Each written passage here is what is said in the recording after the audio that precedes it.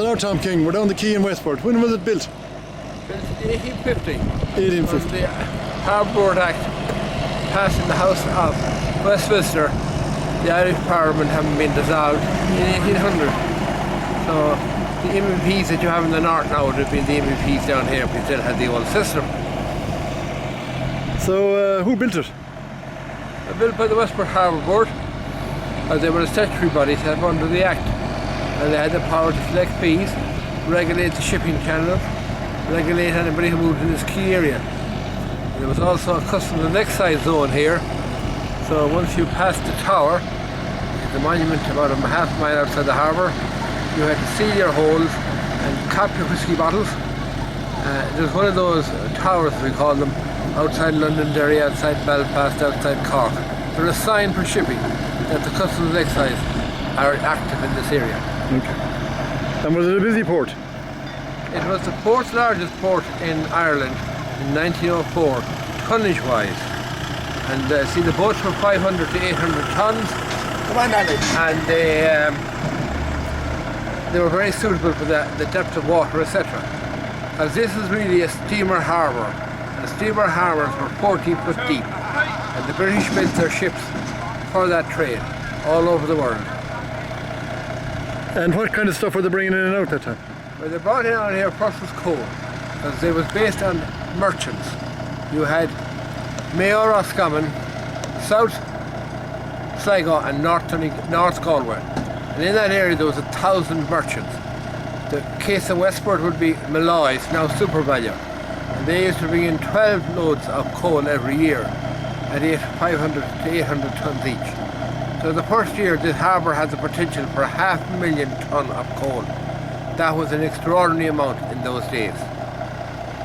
And then they used to import timber in the beginning from the Baltic and Russia. They were very big timber exporters. But when the communists took over in Russia in 1917, that gradually ceased.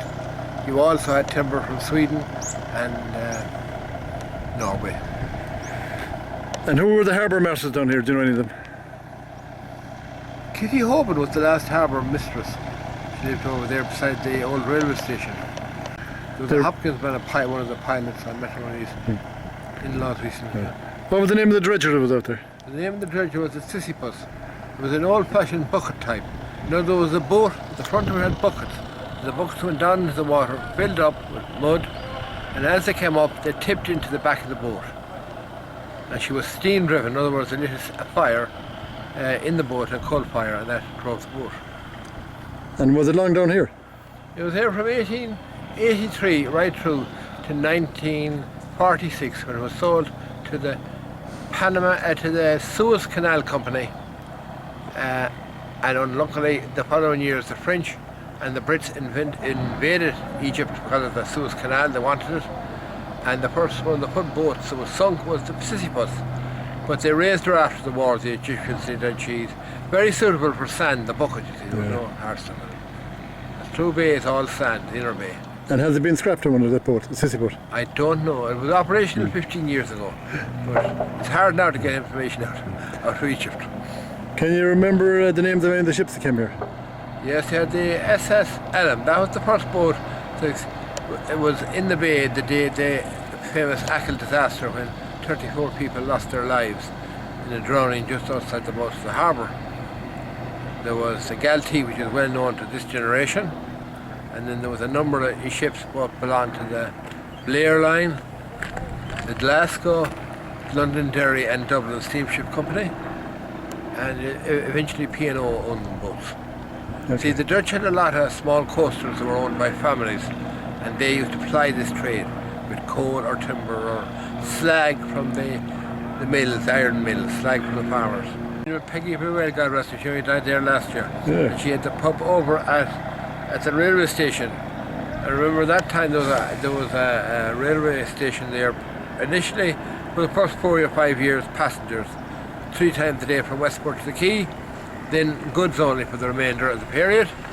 And then there was a bus station adjoining the railway station, and all the buses terminated in Westport. I thought there'd be 40 or 50 people employed there at that stage. Times have changed. The last station master was a Mr. Glennon, and they now have a very large timber works in Longford.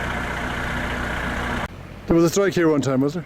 There was, yeah, and the harbour closed down in 34, and it all moved down mainly to Newport, and it was a labour dispute, and did it damage it long term, did it? It did some damage because you see the Second World War followed immediately afterwards, so there was no time to recuperate from what they had lost. And was it mostly about wages? It was wages and conditions, and really it was about who was in charge. And who was in charge? Well, the dockers had one view and the owners The management had another view. The typical case. Typical case, yeah. So that was 1934, was it? Yeah, well, that went on for 3 years.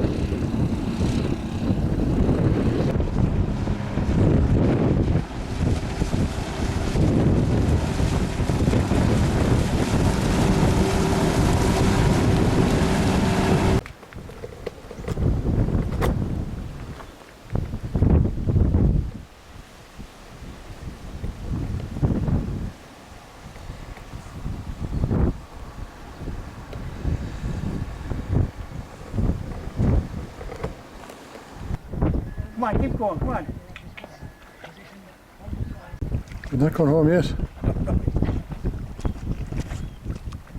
She's down at home at the lake. He goes out and he's pulling the old reeds and reeds.